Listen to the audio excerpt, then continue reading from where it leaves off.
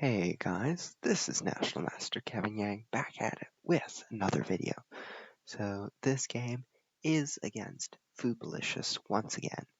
So this is the second game, I believe, I think, don't remember, but okay, it's how it goes.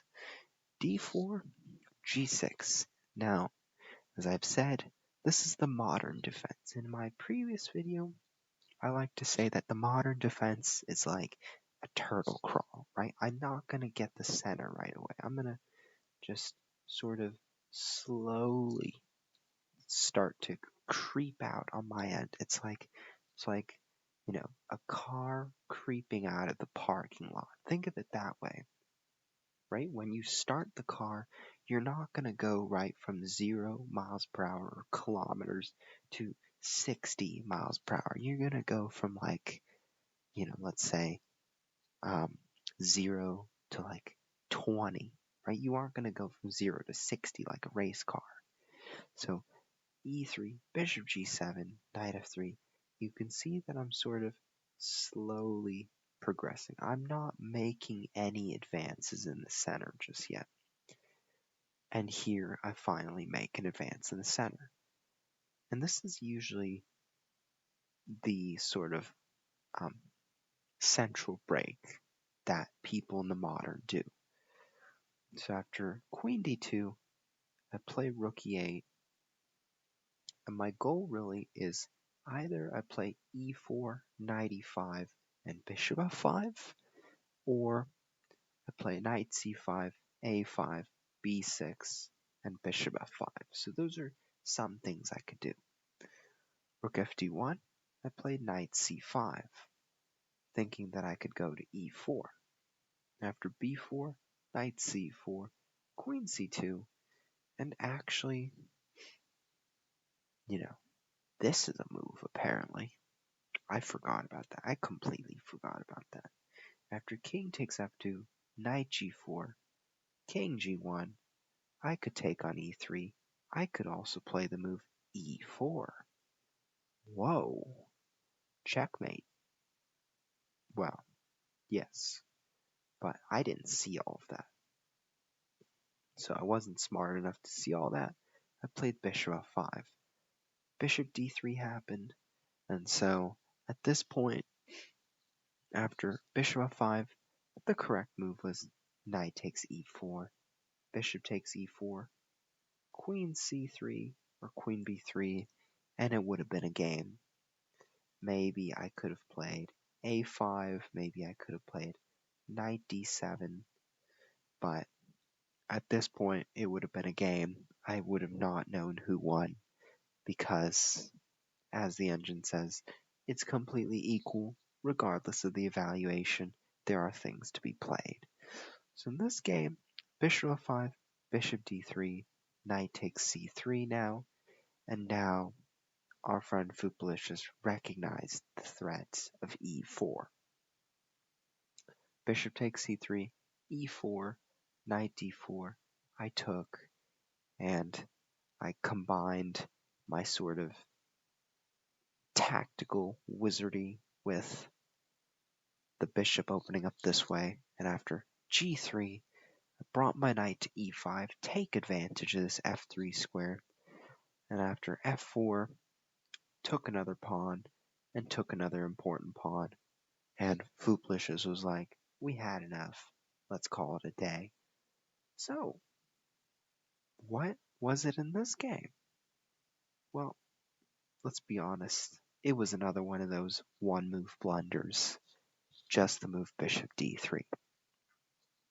And so, really, I just basically set up all this really just for a one-move blunder. And so, I mean, that's exactly how I won the game, but game analysis can't be this sure, right?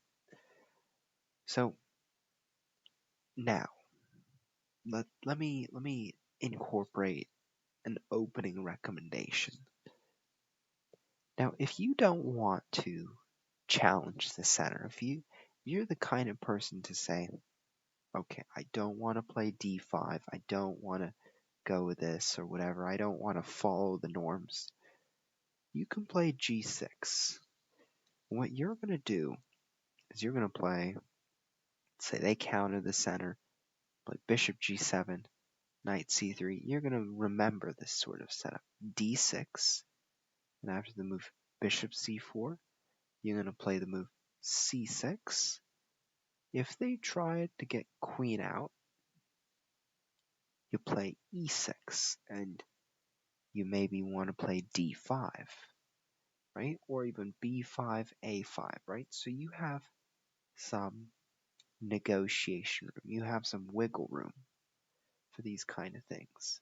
So after bishop c4, play c6.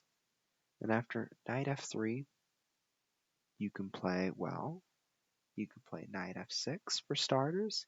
So if they ever push e5 before they castle, you take.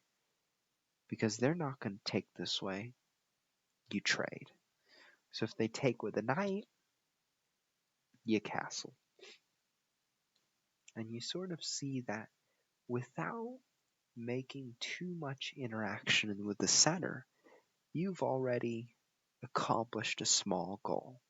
You've made this pawn sort of isolated, so white's going to have to take a few moves to back up that pawn, but that's not your goal. You want to bring your knight out this way, bring the knight out this way, bring the knight out this way, or bring the bishop out to f5.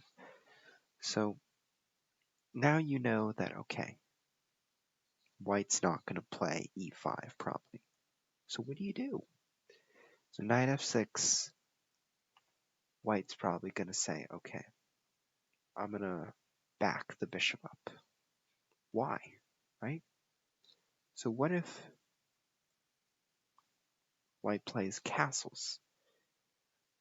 Well, in some positions, you can play knight takes e4.